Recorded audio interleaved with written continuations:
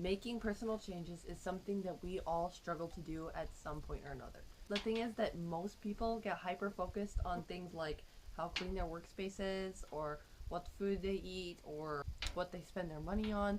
Like, people get really focused on their surroundings as though the things around them define who they are.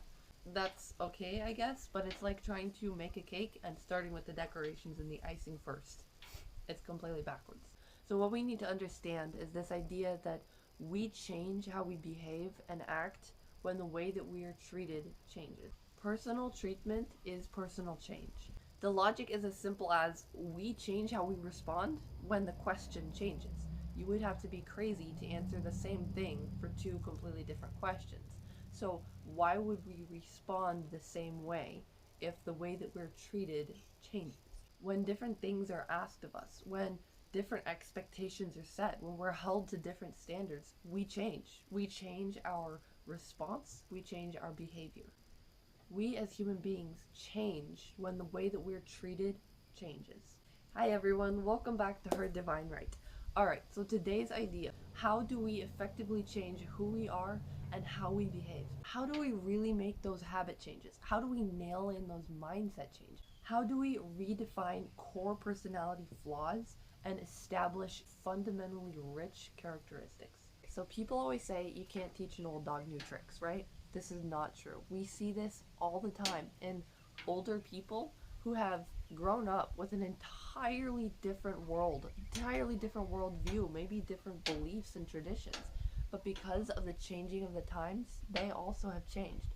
Why is this? Because the way that the culture treats them changed, and they had to change as a result. How the world around us sets expectations and holds us to standards changes even the most ingrained habits. Now, here's the catch: the most effective way to change yourself is to change how you treat yourself. How do you spend money on yourself? How do you spend time with yourself? We've all heard this one before. How do you talk to yourself? You see, this puts self affirmations in an entirely different light, because we now realize that it's not about trying to make myself believe something different or trying to redefine rotten beliefs. It's about treating yourself with the respect of who you want to be. Alright, we all know that when changing the way other people treat you, when making other people stop doing XYZ, that the first thing is to set boundaries. Boundaries for how we expect to be treated. And then you simply stop tolerating anything less. It is not okay to cross those boundaries. When it comes to not tolerating people who cross your boundaries, what we immediately think is, well, if they cross the line, we get rid of them. We cut them out of our life. They can't be around us if they're not going to maintain these expectations, right? This is a problem when we're applying it to ourselves, to how we treat ourselves. Because you can't just simply cut yourself out. You can't cut yourself off. You can't get rid of yourself. You have to live with yourself. Even if you break those expectations, even if you cross those boundaries of your own, you still have to keep moving forward with yourself. How do we change ourselves rather than getting rid of ourselves if we cross boundaries? So at this point, most people would go to punishment, right? Well, if you cross a boundary, you have to be punished. If you don't meet an expectation, you need a penalty, right? People immediately jump to the conclusion that punishment creates progress. This is just not true. Beating a broken leg never helped anyone walk. So, how to treat yourself differently? The way to not tolerate problems, the way to not tolerate yourself, is actually done exactly like how you would handle a broken leg. It's a matter of how you treat it. Alright, so first off, what not to do. Do not avoid the problem or cut it off. Don't avoid yourself or cut yourself off. Second, do not punish the problem and make yourself more broken. Third, don't use band-aid solutions or numb it so that you don't immediately experience the problem. Just sit with the pain for a minute, okay?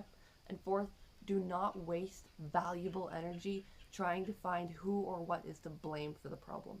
It doesn't matter. It's your problem, deal with it. Alright, so instead, do this. Number one, sit with the pain and experience the problem, alright? Acknowledge that, for better or worse, of all people on earth, you get to experience this. Number two, learn about the problem. Research the problem. Look for other people who have had the same problem and are working through it, lost in the midst of it, or on the other side of it. And number three is the most important. Learn the necessary skills that you need in order to fix the problem. And this is where personal treatment comes in. This is where you learn how to treat yourself in order to change yourself. So you've experienced the problem, you've sat with the pain for a minute, you know what's going on, you've acknowledged that it is a problem. Then you've gone and done your research. You really delve deep into what the problem is and what exactly is going on. Then third, you need to start changing how you treat yourself. You need to start acquiring the skills and the knowledge in order to start treating you how you need to be treated in order to change. And lastly, never underestimate the power of reaching out to people who have experienced this as well and can help you with the problem. Don't hesitate to reach out to people who maybe they haven't even experienced the problem, but they're capable of helping you with it. And most importantly, they are capable of treating you differently. Reach out to those people, get them in your life. This is what people are talking about when they say surround yourself with the people you want to be like. It's surrounding yourself with people who will treat you as the person that you want to be. All right, so last thing is this idea of becoming selfish.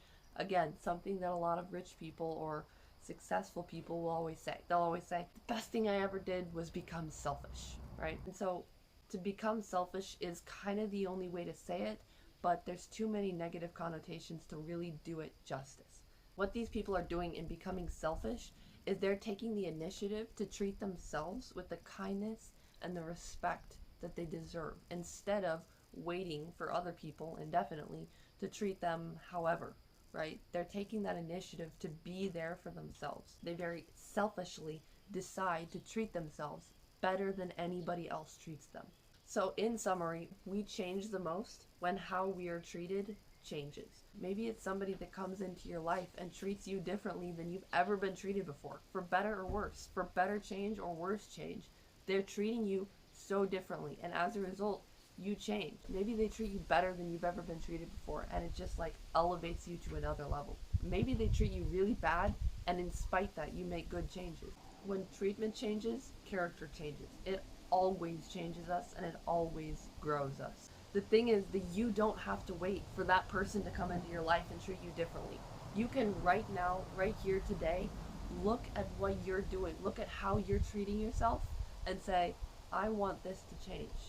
I want to be treated better in this respect. I want to be spoken to with more kindness.